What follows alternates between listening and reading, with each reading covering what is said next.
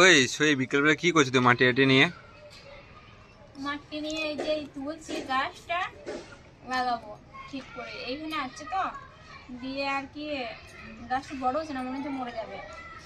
সেই এসেছিলাম কি মাসে, আমরা শ্রাবণ মাসে এসেছি, শ্রাবণ মাসে তৃতীয় সোমবারে। তো এইখানে একটা সে মন্দির আছে, শিবে সে উপোস করেছিলাম, আমি জল ঢালতে গিয়েছিলাম। তো ওইখানে মন্দিরের সামনে সব এমনি ওই তুলসী গাছ বিতরণ করছিল, সবাইকে আর কি দিচ্ছিল বিনা পয়সায়। আমাদেরকে গাছটা দিয়েছে, দিয়ে নিয়ে এসেছিলো তখন গাছটা ছোটো করে ছিল, একটা ডাল ছিল দিয়ে এটা দিয়ে জল দিচ্ছিলাম, ওখানে ছিল। দিয়ে এবার জলটা এদিকে বেরিয়ে গেছে আর গাছটা মনে হচ্ছে মরে যাবে, তার জন্য এই যে এটা কেটেছি, দিয়ে এর ভিতরে দেবো মাটি, দিয়ে গাছটা বসাবো। হবে না? হ্যাঁ। এই মাটিটা আমি এইখানে এই গুজরাটে এসে প্রথম এরকম মাটি দেখলাম। সে মানে আমাদের আলু ভেঙে যেমন সে মাটি হয় না, সে মাটিগুলো যেমন শুকিয়ে গেলে হয় ওরকম মাটি। কোথা থেকে নিয়ে এসছো? ওই যে আমাদের হ্যাঁ ওখানে পড়েছিল ওখানে। হ্যাঁ, বাবা ডিউটি যায়, ওখান থেকে নিয়ে এসছো। তুমি গিয়েছিলা? হ্যাঁ,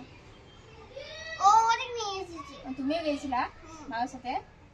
তো গাছটা লাগবে আগে, সব মাটি লাগবে। হ্যাঁ সব দিয়ে দাও। এইখানে দেখেছি, এইখানে মানে আমাদের গ্রামে সবাই বলে তো শহরে আবার কি, শহরে মানুষে মনে করে ওরা যেমন সে টিভিতে সিরিয়ালে যেমন দেখে ওরা ওই রকমই মনে করে, কিন্তু এইখানে যে গ্রামের থেকেও বেশি আছে, গ্রামের থেকেও বেশি নাই। এইখানে যা তুলসীকে যা করে ওরা, মানে তুলসী গাছে প্রত্যেকদিন সন্ধ্যে দেয়, তারপর দিয়ে কি বলে ঘি দিয়ে মাটি প্রদীপে সন্ধ্যা দেয়, তারপরে তুলসী পুজো করে ওরা, প্রতিদিন সকালে জল দেয়। আমিও এসে দেখে প্রথমে অবাক হয়ে গেছিলাম, কারণ এখানে বড় বড় তুলসী আছে, আমাদের অনেক ছোট ছোট তুলসী আছে, বড় বড় তুলসী গাছ আছে। চাকু নিয়ে এসে না, চাকু দিয়ে কাট।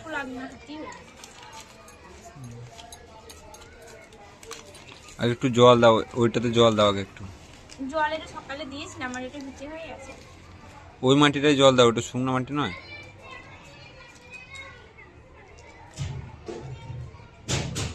এটা ভাঙবো না, এরকম করেই দিয়ে দেবো। হ্যাঁ এবার মাটিটা চারিদিকে দিয়ে দাও। এরকম হয়ে থাকবে না? হ্যাঁ হ্যাঁ ওই মাটিটা দিয়ে দাও চারিদিকে। এদিকে চারিদিকে দিয়ে দিই।